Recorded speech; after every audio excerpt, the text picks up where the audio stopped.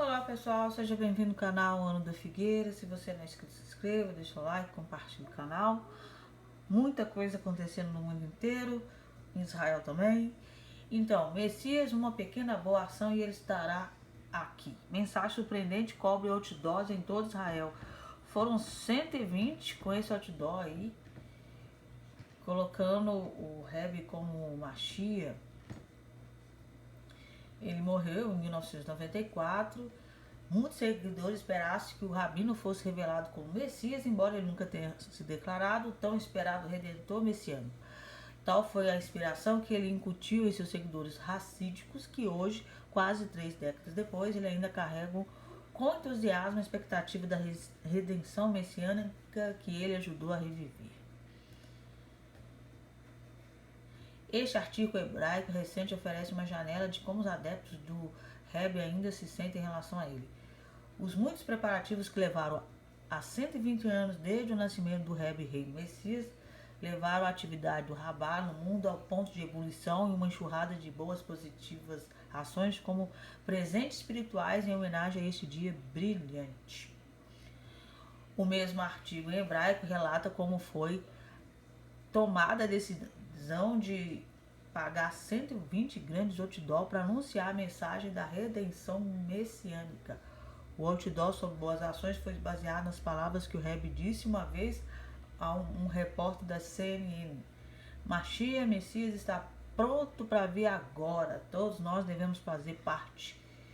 Fazer algo adicional no reino da bondade e bondade, pelo menos um pouco mais, e então o Machia virá imediatamente.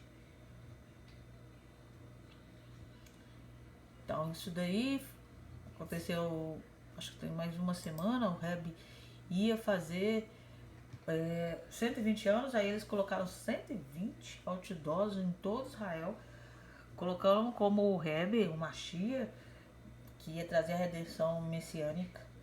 Alguns do Rabá, a maioria, que segue essa questão do Rebbe como Machia, acreditam que ele não morreu em 1994, mas sim ocultou-se, que é uma das crenças, que o Machia, uma hora, um certo momento, ele tem que se ocultar. Então é a crença que se tem ali no Rabá, não digo de todos, porque o Rabá se dividiu, mas de uma parte. Israel esqueceu como vencer no Knesset, que é o parlamento. Cálculos quer que o país volte a aspirar. Esse cálculos aí é uma palavra indígena, do que veio dos Estados Unidos, e significa mediação. Então o acordo de Abraão se estendeu para Acordo de Abraão Cálculos, ou seja, mediador da paz. É importante porque daí pode surgir, né, um mediador mundial ali no Oriente Médio, porque quem conseguir a paz ali consegue qualquer lugar do mundo. E é interessante a gente ver isso, porque o Acordo de Abraão em si era só basicamente econômico, social, enfim, era uma questão mais financeira. E quando colocou a cor de Abraão, Cálculos, né, o de Jared Kushner, ele colocou como mediador da paz.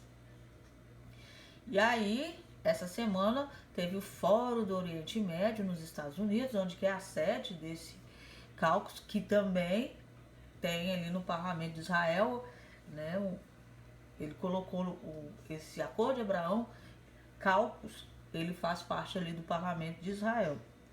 E foi colocado nesse Fórum do Oriente Médio, porque muitos estão vendo que o Hamas está aumentando sua força, e aquela operação do Guardião dos Muros que teve, acho que não sei se foi esse ano, não me recordo, acho que foi esse ano, teve muita violência que repercutiu no mundo inteiro. Então está sendo levado para os Estados Unidos, né, através do Parlamento de Israel, essa questão do mediador para diminuir a violência. Eu acho até que a violência aumentou bastante de uns tempos para cá.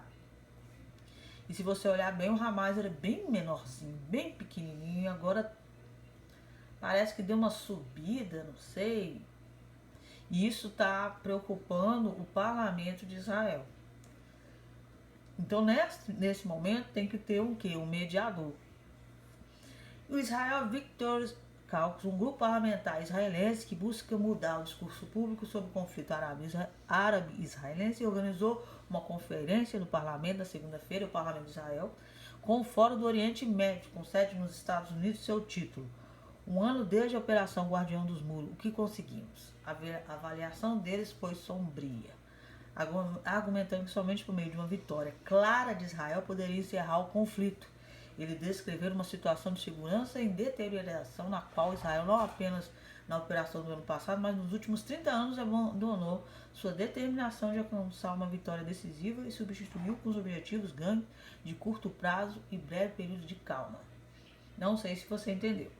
O parlamento de Israel, que tem esse acordo de Abraão-Caucus, considera que aquela operação de Guardião dos Muros foi uma catástrofe e que só com a vitória de Israel que pode alcançar a paz. Para isso precisa de um mediador, que eu acredito que vai fazer parte do Abraão-Caucus. Pode ser do parlamento de Israel, já que esse tratado de Abraão ele se estendeu para o parlamento de Israel. Isso daí é parte do parlamento que foi para os Estados Unidos. Eles estão entendendo que sem uma vitória de Israel clara e os inimigos reconhecendo a vitória de Israel, nunca terá paz. Aí ele fala como era Israel de 1948 a 1989, fala do Benjamin Netanyahu, que venceu várias vezes, mas não declarou isso claramente. Israel está vencendo, como se diz, passa o pano quente. Críticas ao governo atual, que parece que não está fazendo nada. Realmente a violência aumentou bastante. E com o acordo de Abraão-Caucus, tem que ter esse mediador da paz que vai resolver esse problema. Em 2014, durante a Operação Protective Edge, um conflito de 50 dias, o Hamas atingiu Israel com 4.600 foguetes. Não sei se vocês viram que um dos foguetes do Hamas hoje em dia atinge casas. O Iron Dome não pega todos não, porque são muitos. Então a força do Hamas aumentou bastante. O fato de Israel não ter conseguido derrotar um inimigo muito mais fraco prova que se contentar com a aparência de vitória não resiste ao teste de tempo. Disse House, esse é um dos representantes do parlamento que está lá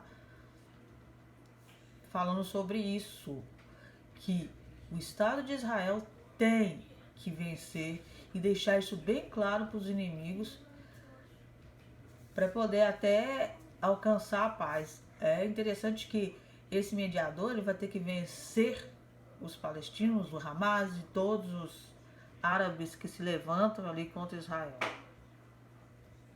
A liderança sênior está ciente disso, mas não lidou com isso. Há muitas razões para isso. Aí está falando do Benjamin, que também não fez nada. Isso é até normal, vindo dele. Então vamos para as notícias no mundo inteiro.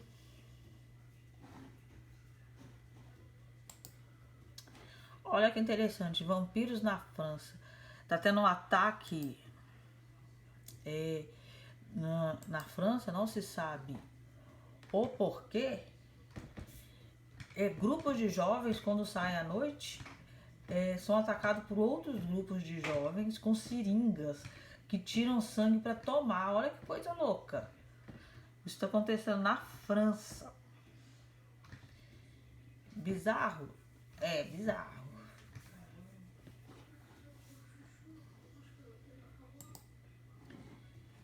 Eu vou falando assim aleatoriamente.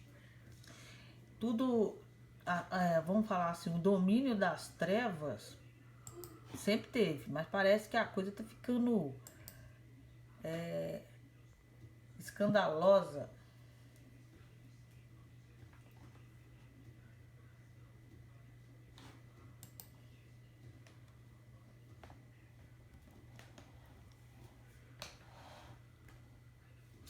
A Megan Fox admite que atores de Hollywood bebem sangue humano em rituais satânicos. São apenas algumas gotas, mas sim consumimos sangue um do outro ocasionalmente apenas para fins rituais. É usado por uma razão e é controlado. Isso não é exclusivo dos Acabes e Jezabel em Hollywood. No vídeo a seguir você verá um vampiro. Ela fala, né, que lá em Hollywood eles tomam sangue como rituais. Não são muitos. Tem essa aí, ó. Causou polêmica, porque ela já mostrou ela tomando, só que ela não tinha falado que outros também tomam. Então você vê como que a coisa assim de nova ordem mundial, ninguém esconde mais nada. Tudo é bem claro.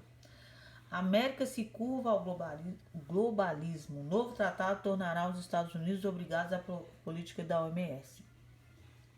A OMS, ela colocou algumas diretrizes que ela pode intervir até militarmente em caso de pandemia sobre suas decisões sobre qualquer doença. Então ela passa a ter um poder até mesmo sobre a soberania de um país. Os Estados Unidos concordou com isso e a Europa também está indo. É óbvio que aí vai indo mais outros, né? O Brasil sempre segue. Eu esqueci de passar essa reportagem aqui, ó. O rei da Jordânia se reúne com líderes cristãos para discutir o Monte do Templo. Olha, ver se tem sentido. O Monte do Templo ali está sendo dividido agora entre os cristãos. É uma coisa que devia ser discutida com os judeus, mas está sendo discutida com os cristãos. Ou seja, talvez o islamismo quer essa aproximação ali com os cristãos para tomar posse de vez do monte, né? Ser talvez uma coisa para cristãos e para islâmicos tirar os judeus de fora, porque não tem sentido você discutir esse tipo de coisa se não for com o próprio Estado de Israel. É uma vergonha, né? O mundo tá uma vergonha.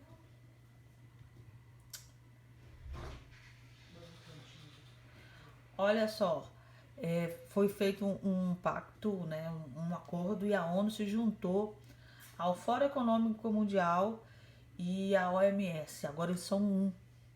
Então esse já é o governo mundial. E eles começam a fazer várias coisas. Entre elas, banir o uso de petróleo, gás e carvão. Boa coisa não é. Óbvio que não.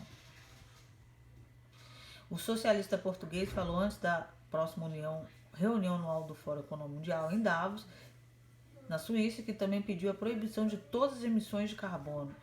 Você vê que isso vai dar crise. O secretário da ONU também pediu o fim de aproximadamente $500 bilhão de subsídios aos combustíveis fósseis, cerca de 2/3 dos quais vão para os consumidores. Por sua vez, a WEF publicou um plano de 10 pontos fornecidos pela Agência Internacional de Energia como forma de acabar com a dependência do petróleo como parte de sua autodeclaração Grande Redefinição.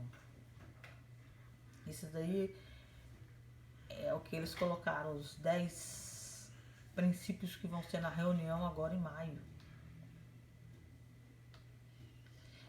Para a grande reinicialização. Agora também surgiu a varíola, uma pandemia, nova pandemia, né? Doenças que já tinham sido erradicadas apareceram. O mundo assim vai rumo ao caos. Impressionante. Bom, é o que eu tenho para vocês hoje. Que Deus abençoe.